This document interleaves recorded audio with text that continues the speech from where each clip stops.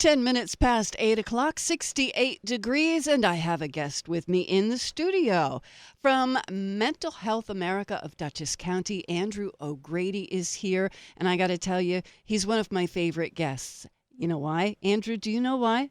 I think because I bring the donuts. That might be the reason. There you go. He brought donuts. Thank you so much You're for welcome. coming. You'd still be welcome even if there were no donuts. That's very but, kind of you. This like carves out a nice spot in the heart of the whole radio station.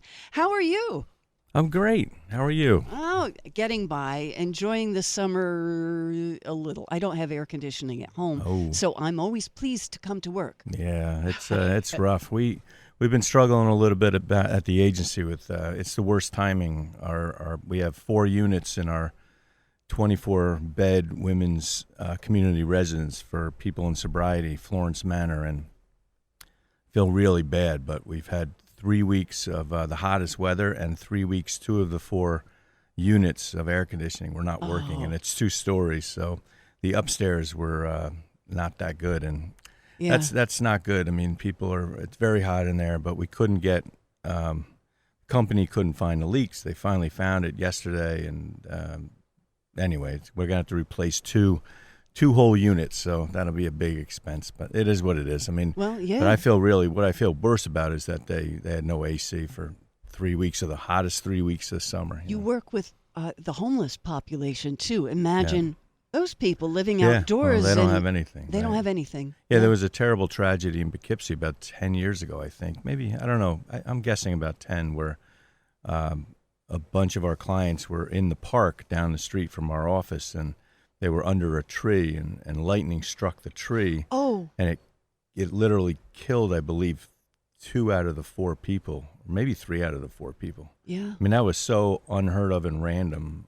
Happened right down the street from our office. It was really bad, and that's why we were happy to have a daytime homeless shelter. We don't do the overnight piece in Dutchess County, but people need shelter all day long, 24 hours a day, whether or not it's not just overnight.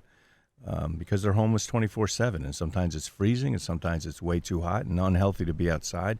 This year with the smoke and the air quality has been awful. Yeah, so and this weekend at my house without air conditioning, all of a sudden all of my smoke alarms went off. And really? Yeah, and I have the kind that runs on a battery and plugs into the electric, and it doesn't just go beep beep; it screams at you, fire, fire. Oh, wow. Carbon monoxide, fire. Wow. And we Googled it because we're running around looking for a fire. And oh yeah, by the way, extreme humidity can set off smoke alarms. Oh, wow. Yeah, so don't just unplug them all, but do check if that happens at your house. Yeah, you don't have to have the fire department come ever. Did the No. fire department come? No. Good. No, it was just me running around and the poor dog saying, "Mommy, the sound, it makes my ears hurt." Yeah. Yeah. Well, I'm glad that's all it was. Yes, but not having air conditioning is, this time of year, it can be a health crisis. Yeah, there's only about 4 weeks out of the year really where you desperately need it, but those 4 weeks can be tough. And we're in them. Yeah, we have this smoke coming down, and it's just the air quality's bad, and yeah, it's a rough summer, I think. I mean, there was a drought, and then there wasn't a drought, and then there was floods, and then there was smoke, and just a tough. Very humid. I feel bad for the people that have the Rosanna Dana hair. It just goes, whoo, really. Yeah. I have a touch of that frizz over the weekend, yes. But the people that you care for at Mental Health America of Dutchess County, you always have your mind on what they need and what you can do for them. And that's why I wanted to have you in today, for people that may not be as familiar with what you do. Thank you. Yeah, we have I think it's a great organization. I might be a little biased, but we really try to do our very best to make sure that the people we care for are taken care of. We do housing supports. We have apartments. We have a housing program. We have community residences where people stay. We have an addiction crisis center where people stay. We have a day program in Beacon where people are there for 5-7 hours. And when that happens, we really want to make sure they're taken care of. And even the clients we visit at their homes, which is the majority of our clients, because we really focus on community-based support and assistance with clients out in the community. We're not, even though it's called Mental Health America of Dutchess County, we're not heavy at all into clinic work. We're not the psychiatrists, we're not the therapists. We have many employees. We have 280 employees, but most of what we do is community-based supports out in the community, one-on-one. Almost like some people say, well, how would you describe what they do? And I almost want to say, in many of our programs, it's like having a life coach. It's having somebody in their corner, somebody, you're not supposed to use the word friend, but frankly, somebody that you can reach out to and call when you need something. And they're going to be there. And if they're not going to be there, somebody else will be there. So you have the whole agency behind you if you're a client of ours. And I hope that's the way people experience it, because that's the way I hope it is experienced. Well, you are the CEO. CEO. And it starts at the top and trickles down from there. And you're very approachable, very down to earth. And I don't know how many of the clients you actually interact with on a day-to-day basis, but you really get inside their needs, and especially now the veterans services. That section is fully staffed by veterans. Yeah. We the peer work we do is really growing, and when I say peer work, we have veterans working with veterans. We have veterans that have PTSD working with veterans. We have people in recovery from addiction working with people that are trying to get into recovery. We have people with that have recovered from mental health issues, that have been hospitalized psychiatrically, that know what it feels like to go through that, working with our clients who are struggling with that at this time. And that makes a big difference. People are more likely to listen and know that the person understands them when they know they've gone through it. So it's really important. It's a big difference between being lectured at, hey, Yes, you should start doing this and stop doing that, Yeah. and saying, hey, I used to be in your shoes, Yeah. and I could tell you what helped me, and maybe it'll help you too. That's a completely different feel. It absolutely is. When I was in graduate school a long time ago, I can't believe I'm saying that, a long time ago, but almost 30 years ago now, I guess. When you were taught as a social worker back then, and even now to some degree, they say don't share your personal, with the clients. And you're was supposed that to be, conventional wisdom? That was the conventional wisdom, and I kind of bucked that conventional wisdom right from the beginning. It's not about me. And when I was a therapist for 7-8 years, it wasn't about me in therapy, but I didn't mind sharing something about myself at a specific moment because it made a connection with the client, and the client felt like, there's some type of bond there. And when you feel that with your therapist, then you're more willing to be more open and honest with them, because then you're being honest with yourself. But if you're just sitting back there like you're better than them and you're this blank wall and you're not going to reach them. I never believed that. So when I was teaching at Adelphi for a couple of years, it's not that I, tell everybody about everything about you, but I think it's important to share that you're a human being and you're normal and you've gone through life struggles just like anybody else, because they're going to understand. They're going to know that you understand. Well, and when you approach them and say, I understand that you too are a human being and I'm going to treat you like one. Right. That's got to make all the difference. Yeah, well, it does. And that's what you want to make sure. That's what we want to make sure at MHA that we're doing, that people don't feel judged. There's no stigma. All the help, none of the judgment is one of our logos, our slogans, whatever you call it. And all the help, none of the stigma, because we don't want to, and none of the judgment, because we don't want you.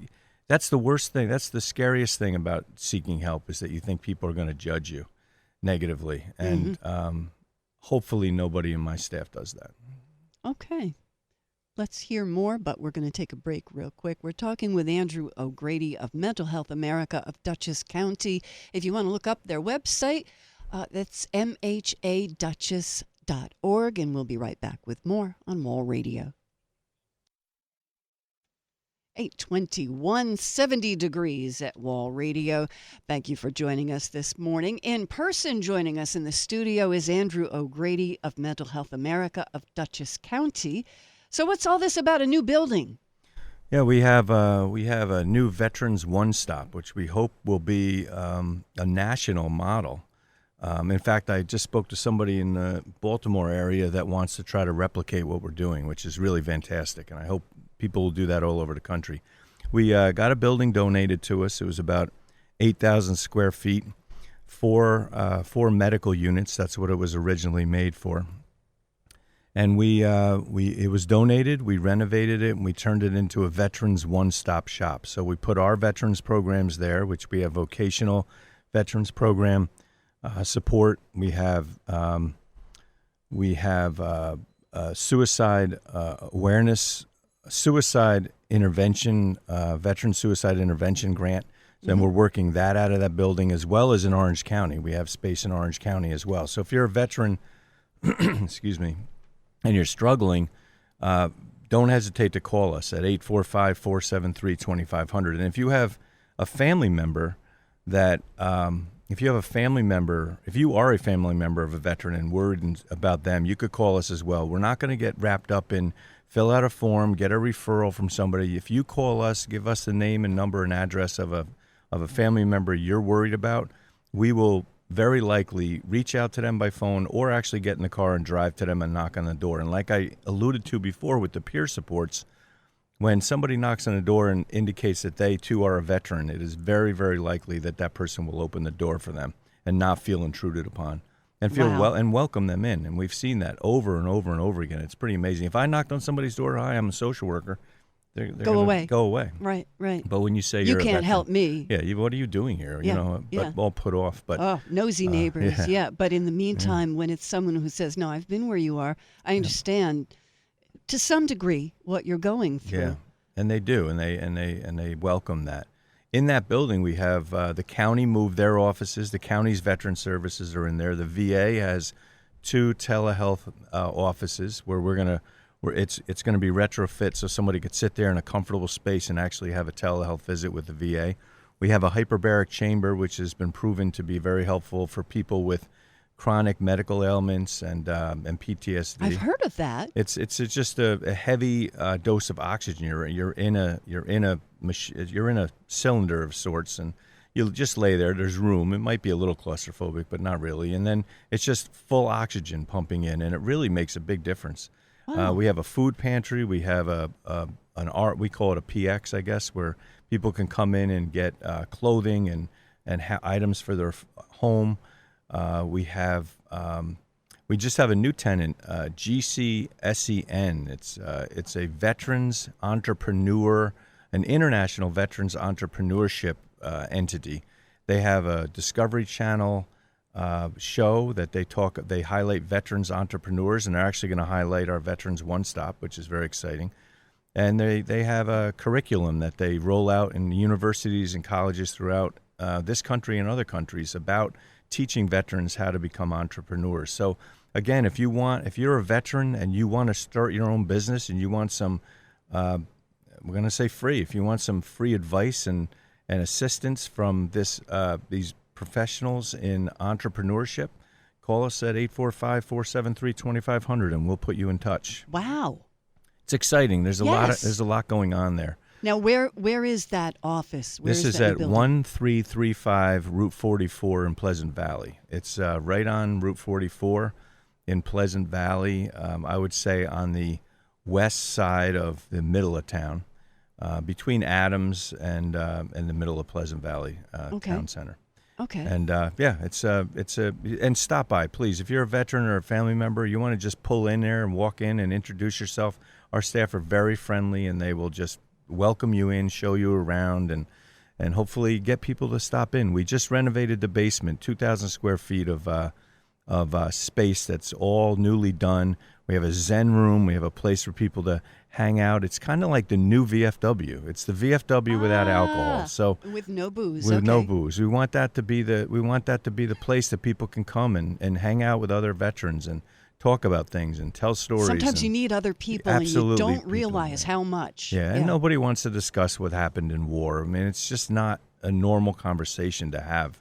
Things that you had to do if you were in war, if you were in active duty, things you had to do there are not things you discuss in public, because when there's no war going on, it just doesn't seem like it jives with normal behavior. That's true. You never hear people saying, "Oh, let me tell you about my time when I was, in active duty." No, and they save their family from knowing those details, but they keep everything inside where it eats away. It eats away. Yeah. There's a moral discrepancy for them. Mm. They were doing their duty and doing what they're supposed to do, but that behavior sometimes doesn't jive with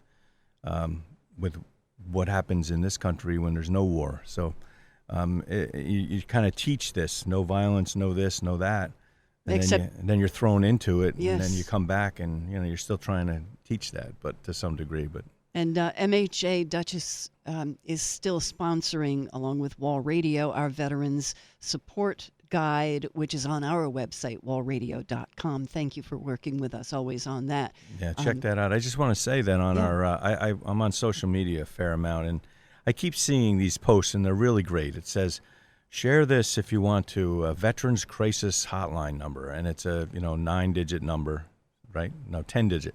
The 10-digit number. You don't have to call that number. You can dial 988. 988, and option 1 is for Veterans Crisis. So 988. You don't have to memorize that 10-digit number. There you go. 988 gets you help. 988 gets you help. That is so good. Are you still hiring?